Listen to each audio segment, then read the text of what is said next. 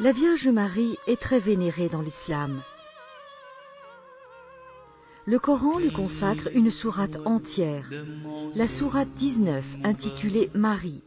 On parle aussi souvent d'elle lorsque la naissance de Jésus est racontée.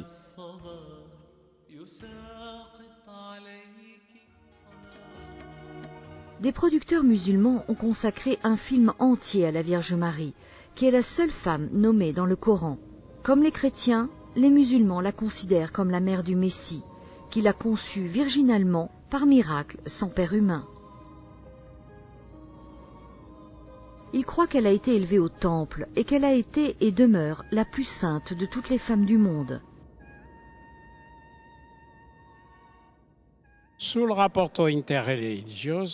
Au plan interreligieux, écuménique, mais tout d'abord interreligieux, contrairement à ce que l'on pense ou que l'on dit souvent, Marie représente un pont. J'ai pu le constater encore récemment alors que j'accompagnais le pape Benoît XVI dans son voyage historique en Turquie.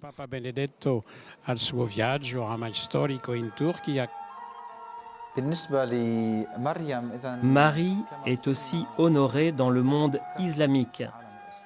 En fait, il y a quelques raisons qui démontrent le respect et la reconnaissance que les musulmans ont pour la Vierge Marie. Par exemple, il y a de nombreuses femmes musulmanes à qui l'on donne le nom de Marie, Mariam.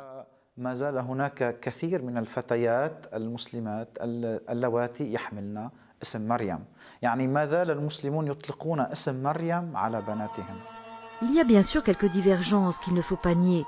La plus importante concerne l'identité profonde de Jésus, fils de Marie.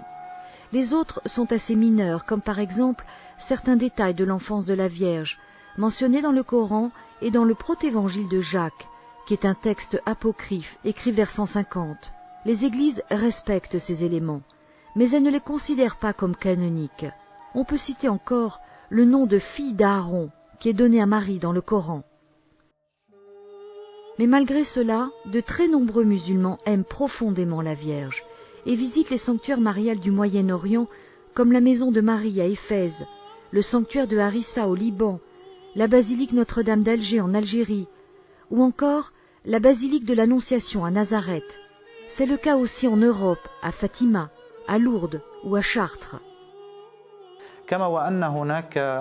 Un autre exemple important et très beau est que les musulmans visitent les églises et les sanctuaires de Marie, priant et demandant son intercession.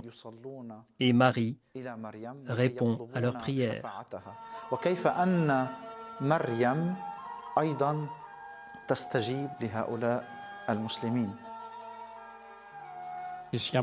Entre Ankara et Istanbul, nous sommes allés visiter la maison de Marie.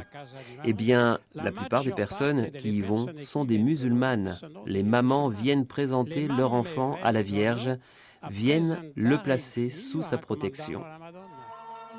Des musulmans ont aussi pu voir la Vierge lors de certaines apparitions, notamment au Liban tout récemment.